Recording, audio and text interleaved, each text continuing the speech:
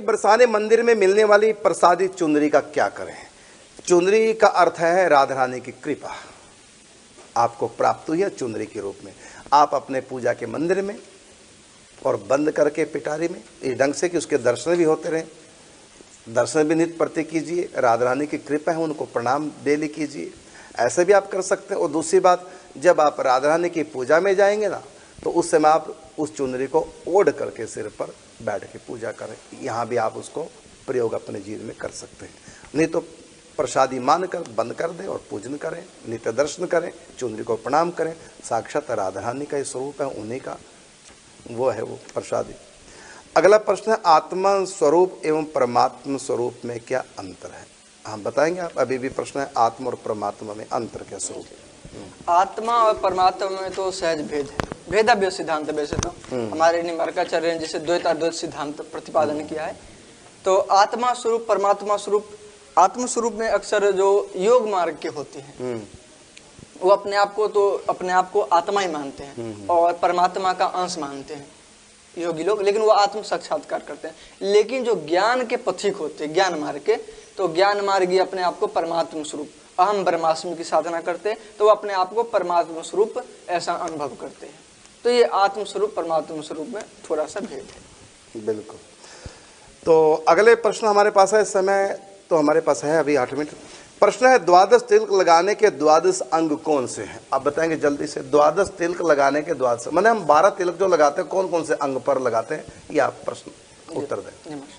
सबसे पहले यहाँ ललाट पे लगाते हैं, उसके बाद यहाँ लगाते हैं कंठ पे, फिर उसके बाद हृदय पे लगाते हैं, उसके बाद नाभि के ऊपर लगाते हैं, उसके ऊपर दक्षिण कोख में लगाते हैं, फिर यहाँ दाहिने भुजा पे लगाते हैं, फिर भुजा मूल पे लगाते हैं, फिर इस तरफ बाईं कोख पे लगाते हैं, फिर भुजा पे, फिर भुजा मूल पे, फिर यहाँ पीछे लगाते हैं यहाँ, और फिर यहाँ रीढ़ की हड्डी पे नीचे नाभि के पीछे। ये 12 स्थान।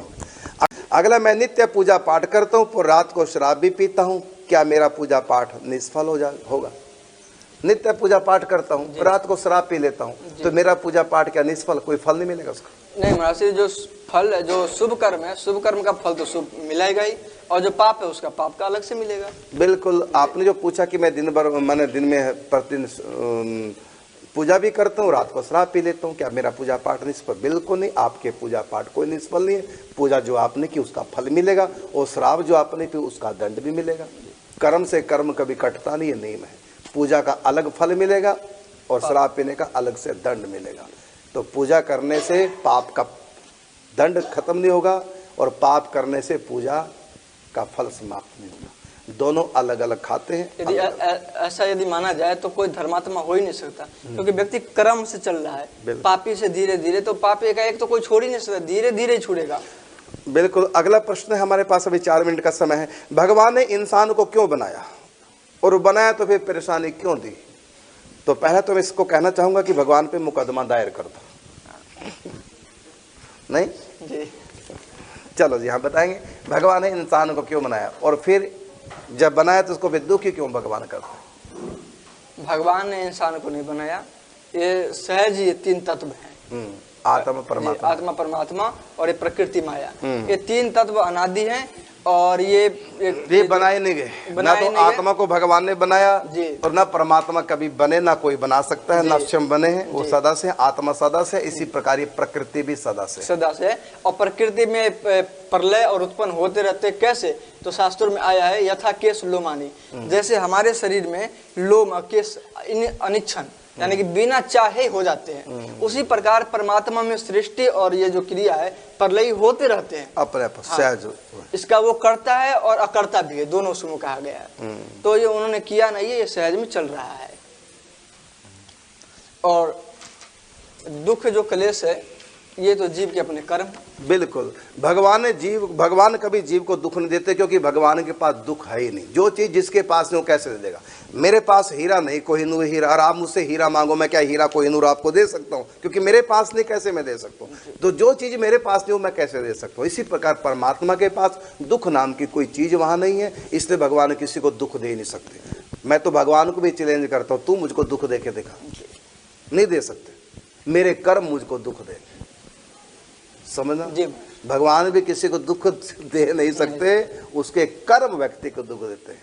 जैसे टीचर किसी को फेल नहीं कर सकता, उसके पेपर में जैसा भी उसने कर्म कर रखे हैं उसके अनुसार वो फेल पास करता है। इसलिए किसी को फेल किया ये भी कह सकते हैं कि टीचर ने कर दिया, और ये भी कह सकते हैं टीचर ने नहीं किया, क्योंकि अपनी तरफ से थोड़ी उसने फेल किया, वो तो कर्म। इसी प्रकार भगवान ने कहा मैं करता भी हूं और अकर्ता भी हूं। भगवान ने कहा मैं करता भी हूं और अकर्ता भी हूं।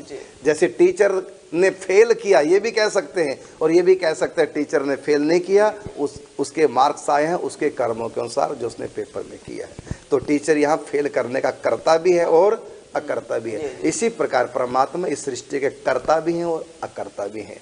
तो ये आत्मा भगवान ने कभी बनाई नहीं, सदा से है, और ना भगवान बनाते हैं, ना बना सकते हैं, ना आत्मा को मार सकते हैं, और ऐसी भगवान को भी ना किसने बनाया ना कोई मार सकता है। इसी प्रकार सृष्टि को हम केवल बदल सकते हैं, समाप्त नहीं कर सकते। जिसे दूध में खट्टा लगा दिया दही बन गया, तो परिवर्तन तो हमने कर दिया लेकिन खत्म नहीं कर पाए दूध को, अब भी है वो दही के रूप में। फिर दही को मथा माखन और छाछ बन गए, तो परिवर्तन तो हमने कर दिया दही में मथ करके, लेकिन उसको समाप्त नहीं किया। हमने खा लिया, खून ब्लड बन गया, सिर के अवयव बन गए, मलमूत्र बन गया, तो वो खाने पीने से परिवर्तन तो हो गया वस्तु में, लेकिन वो मिटी नहीं। इसी प्रकार सृष्टि में कुछ नहीं मिलता, प्रलय के बाद भी सृष्टि खत्म नहीं होती, वो एक सूक्ष्म रूप परिवर्तन कर लेते अणु के समान और भगवान में लीन हो जाती।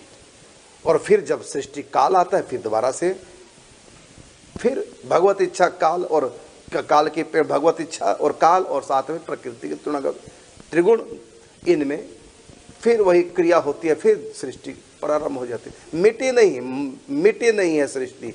यही बात भगवान ने गीता में कही, न रूपमस्य तथोपलभ्यते न अंतो न चादिर न संप्रतिष्ठा अश्वत्थमेनम सुदृढ़ मूलम संसत्रेण दृढ़। अब